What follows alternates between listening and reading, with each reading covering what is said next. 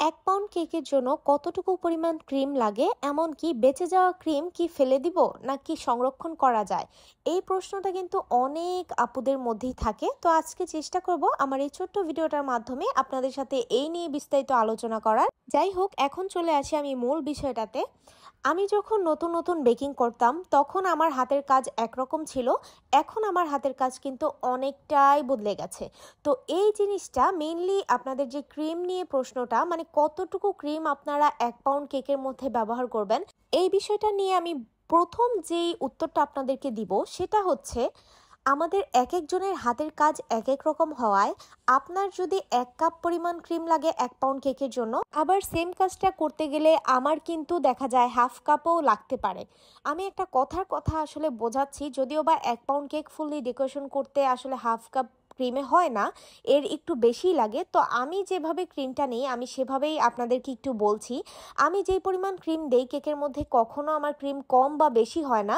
আমি চেষ্টা করি একদম মোটামুটি যতটুকু দিলেই না। দেখা যায় কেকের মধ্যে অতিরিক্ত ক্রিমও কিন্তু খেতে ভালো লাগে না। আবার দেখা যায় এই ধরনের স্পঞ্জ কেকের সাথে যদি একদমই কম ক্রিম থাকে সেটাও কিন্তু খেতে ভালো লাগে না। তাই আমি সবসময় চেষ্টা করি ঠিকঠাক মতনই আসলে ক্রিমের ব্যালেন্সটা রাখার। তো আমি যতটুকু ক্রিম ব্যবহার করি সেটাই আমি আপনাদের সাথে শেয়ার করছি। একটা 1 পাউন্ডের কেক আমি যখন ৩টা লেয়ার করি তখন একদম ফুললি একটা কেক ডেকোরেশন করতে গেলে আমার দেখা যায় সিম্পলের মধ্যেও যদি আমি কেকটা রাখি তারপরেও আমার কিন্তু 2/3 কাপ ক্রিম লাগে। আর দেখা যায় যদি আমরা একটু বেশি ডিজাইন থাকে বা একটু নজলের বেশি কাজ থাকে তাহলে কিন্তু আর এইটুকুন ক্রিমে আমার হয় না, দেখা যায় আমার আরেকটু বেশি লাগে। তবে আপনাদের এর থেকে কমও লাগতে পারে। তো সেই জন্য আমি বললাম আসলে একেকজনের হাতের কাজ একেক রকম। তো সেই ক্ষেত্রে আপনাদের বেশি বা কম লাগতে পারে। আর হ্যাঁ, যদি কখনো আপনাদের ক্রিম বেঁচে যায়, ওই ক্রিমটা আমি কখনোই ফেলি না। দেখা যায় ওইটা দিয়ে আমি সঙ্গে কিছু ফ্লাওয়ার যেমন ধরেন রোজ করে রেখে দেই নরমাল ফ্রিজে। দেখা যায় একদিনের মধ্যে আমার আরও যখন অর্ডার চলে আসে তখন সিম্পল কেক হলে আমি সেখানে এই ফ্লাওয়ারগুলো বসিয়ে দিই। আর এইভাবে করে আপনার ক্রিমটাও কিন্তু একদমই অপচয় হবে না। আর আপনার ক্রিমটাও কিন্তু খেতে কোনো ধরনের নষ্ট হবে না।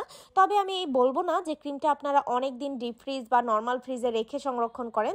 নরমাল ফ্রিজে কিন্তু অনেক দিন রাখতেও পারবেন না, নষ্ট হয়ে যাবে। তবে ডিপ ফ্রিজেও যদি বেশি দিন রাখেন ওইটার মধ্যে কিন্তু ক্রিমের একটা অন্যরকম স্মেল আসে যেটা একদমই ভালো লাগবে না। তো আমি যেভাবে কাজ করি সেটাই আপনাদের সাথে শেয়ার করলাম। আশা করি আমার আজকের ভিডিওটা আপনাদের অনেক উপকারে আসবে। আল্লাহ হাফিজ।